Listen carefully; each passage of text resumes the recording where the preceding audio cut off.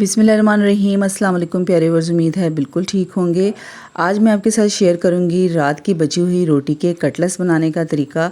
अब यकीन करें, जब आप ये बनाएंगे ना तो ये बिल्कुल भी नहीं, किसी को पता भी नहीं चलेगा कि ये रोटी के कटलेट्स बनाए हैं। ये इस कदर मज़ेदार और आसान हैं। और सबसे बढ़कर ये है कि अगर आपके बच्चे रोटी नहीं खाते हैं ना तो उनको रोटी खिलाने का ये बेहतरीन तरीका है। इसके लिए यहाँ पर मैंने 2 रोटियाँ ली हैं, इनके छोटे छोटे से पीस कर लिया और उसके बाद इसको ब्लेंडर जग में डाल के जो है ना हमने इसको ब्लेंड कर लेना है। ठीक है, इस तरीके से आप देख सकते हैं ये बिल्कुल बारीक चूरे की तरह जो है ना रोटी बन गई है।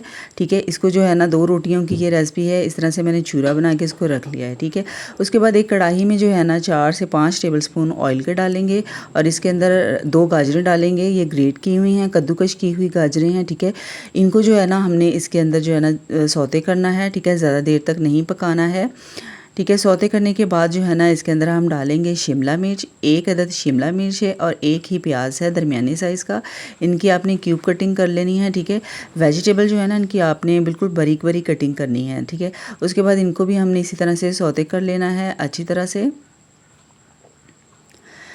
से सौते करने के बाद जो है ना अब हम इसके अंदर डालेंगे 2 टेबलस्पून चिली सॉस के।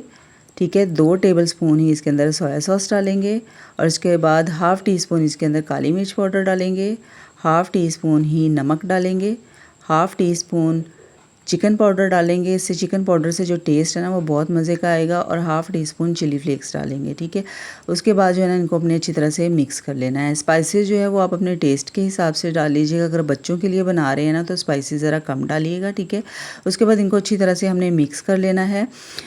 2 से 3 मिनट के बाद जो है ना ये सारी वेजिटेबल एक साइड पे कर देनी है और इसी कढ़ाई में जो है ना 2 टेबलस्पून मैदे के डालने हैं और 1 टेबलस्पून इसके अंदर हमने घी का डालना है। और मैदे को जो है ना हमने फ्राई कर लेना है, भून लेना है। उस वक्त तक भूनना है जब तक इसमें से जो है ना कच्चे मैदे की स्मेल ख़त्म नहीं हो जाती। जब अच्छी तरह से ये भून जाए, फ्राई हो जाए, उसके बाद इसके अंदर हम डालेंगे 1 कप दूध। ठीक है, जल्दी जल्दी से आपने इसको मिक्स करना है ताकि गुठलियाँ ना बने। जब अच्छी तरह से मिक्स हो जाए तो जो वेजिटेबल जो है ना वो भी इसके अंदर आपने अच्छी तरह से मिक्स कर देनी है। इन सब चीज़ों को अच्छी तरह से मिक्स कर लेना है। अच्छी तरह से मिक्स करने के बाद जो है ना यहाँ पर मैंने 2 आलू लिए हैं, इनको बॉयल किया हुआ था, अच्छी तरह से मैश कर लिया था। 2 बॉयल किए हुए आलू डालने हैं इसके अंदर और उसके बाद इसके अंदर जो है ना हमने डालनी है रोटी। ठीक है, जो हमने ब्लेंड की हुई रोटी थी ना ये डाल देनी है। अब हमने इन सब चीज़ों को जो है ना अच्छी तरह से मिक्स कर लेना है और फ्लेम जो है ना वो आपने बिल्कुल मीडियम रखनी है और अच्छी तरह से इनकी मिक्सिंग करनी है ताकि रोटी जो है वो इसके अंदर बिल्कुल अच्छी तरह से मिक्स हो जाए। और आपसे हम्बल रिक्वेस्ट है कि ऐसी ही रेसिपीज़ के लिए चैनल को सब्सक्राइब कर लीजिए और बेल नोटिफिकेशन को ऑन कर लीजिए ताकि हर आने वाली वीडियो जो है वो आपको टाइम पर मिलती रहे। अच्छी तरह से मिक्स करने के बाद जो है ना इसको आपने ठंडा कर लेना है। ठंडा करने के बाद जो है ना थोड़ा सा इसमें से पोर्शन लेना है। ठीक है, और अपनी पसंद के हिसाब से जो है ना आपने कटलेट्स बना लेने हैं। शेप जो है वो आप कोई सी भी दे सकते हैं। मैंने इनकी शेप जो है ना ये वाली दी है। ठीक है, ये सारे हमने बना के जो है ना रेडी करके रख लेने हैं। ठीक है, इस तरीके से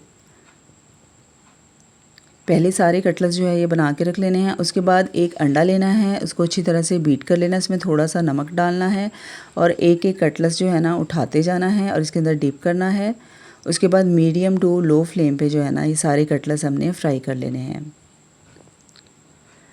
अगर आपको रेसिपी अच्छी लगे तो लाजमी आप मुझे बताइएगा कमेंट में कि आपको ये रेसिपी कैसी लगी है और सबके साथ शेयर ज़रूर कीजिएगा ताकि हर कोई जो है ना वो इस रेसिपी से फ़ायदा हासिल कर ले। जब दोनों तरफ से जो है ना गोल्डन कलर आ जाए उस वक़्त इनको आपने निकाल लेना है। हमारे मज़ेदार से जो कटलेट्स हैं बिल्कुल तैयार हो चुके हैं। बच्चों को ना आप ये लंच बॉक्स में बना के दें। बच्चों की जो वेजिटेबल वो नहीं ना खाते हैं, सब्जियां नहीं खाते हैं, रोटी नहीं खाते हैं, तो उनकी जो ये कमी है ना वो इस तरीके से पूरी होगी। अब यकीन करें ये बिल्कुल भी नहीं लगेगा कि ये जो है ना इसके अंदर आपने रोटी डाली है। इस कदर ये मज़ेदार और ज़बरदस्त हैं।